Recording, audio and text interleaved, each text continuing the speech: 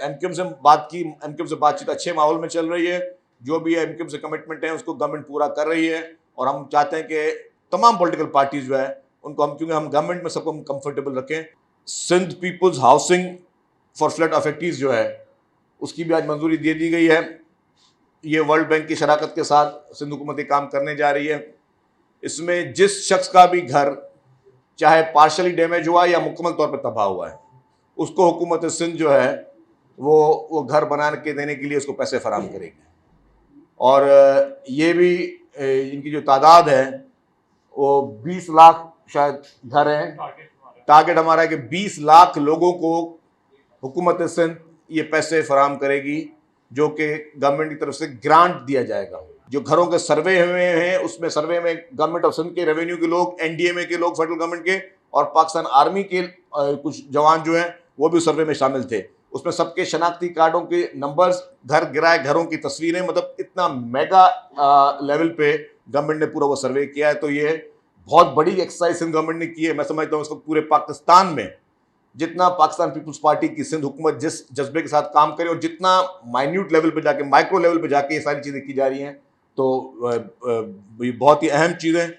आपने अपने ऊपर झूठा हमला करवाया या हुआ, ज़्यादा चांसेस ये लग रहे हैं कि आपने वो हमला करवाया ताकि आपको लॉन्ग मार्च के थकावट से दूर हटना पड़े, क्योंकि आपके पास लोगों का रेस्पॉन्स नहीं आ रहा था। आप जहां पे जलसों पे जा रहे थे आपके पास 1000, 2000, 2500 से कहीं एक जलसा भी आपको कोई बड़ा नजर नहीं आया पूरे लॉन्ग मार्च के दरमियान।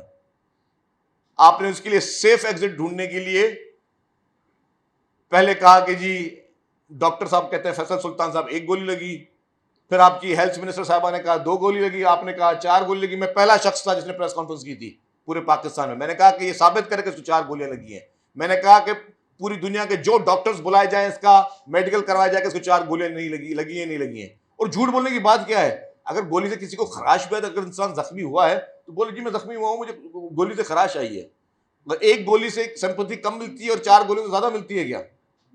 और आपको जेम्स बॉन्ड हो कि आप 4 गोलियों के बाद भी जो है वो 19 किलोमीटर पे कौन सा लगा था वो, गुजरात नहीं गए हो, वजीराबाद से 19 किलोमीटर गुजरात था, वहां नहीं गए हो। आप 150 किलोमीटर दूर लाहौर गए हो, वो भी कैंसर हॉस्पिटल में अपने इलाज करवाने गए हो। बलदियाती इंतखाबात के लिए बहुत क्लियर एक है, कल अगर करवाना चाहे इलेक्शन कमीशन ऑफ पाकिस्तान, हम करने के लिए तैयार हैं। हमारी कुछ शर्तें नहीं, हमारी कुछ जरूरियात है। हमने कहा था कि जी कराची के इलेक्शन को आप 2 पार्ट्स में कर दें, एक फेज में पहले कर दें, दूसरे फेज में दूसरी दफा कर लें, ताकि हमारे लिए इजी हो कि हम लॉ एंड ऑर्डर को मेंटेन कर सके और पुलिस की मैक्सिमम नफरी जो है हम पोलिंग स्टेशन को कवर कर देते रहे। हमने कहा अगर ये नहीं करते आप तो फिर हमें आप फेडरल गवर्नमेंट को हमने खत लिखा कि आप हमें इजाफी नफरी फेडरल गवर्नमेंट अपने इदारों से दे दे ताकि हम वो कर सके। उसका भी रिस्पॉन्स नहीं आया, तो हमें तो कोई भाग नहीं रहे हम लोग, क्योंकि पहले फेज में पीपुल्स पार्टी ने बहुत ही बड़ी मेजोरिटी के साथ क्लीन स्वीप किया सिंध में।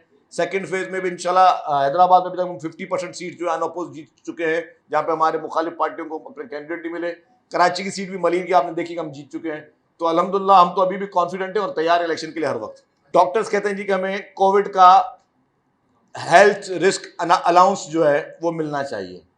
जब तक कोविड चल रहा था हुकूमत सिंध ने वो हेल्थ रिस्क अलाउंस जो है वो दिया डॉक्टर्स को। अब वो फिर मांग रहे हैं। इस वक्त कोविड की वो पोजीशन नहीं है, कोविड वार्ड्स खत्म कर दिए गए हैं, बाकी सारी चीज़ें खत्म हो गई हैं। और जो वो अमाउंट बता रहे हैं वो अमाउंट आपको पता नहीं में है या नहीं है, 22 अरब रुपए का अलाउंस है वो।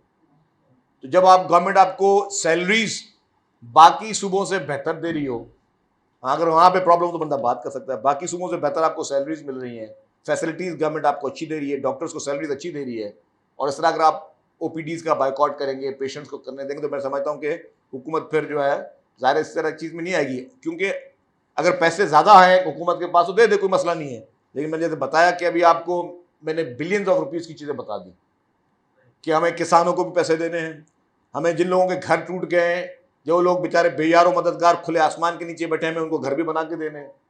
तो अगर हर सेक्टर की फरमाइशें पूरी करते रहे हम तो ये चीज़ पॉसिबल नहीं है।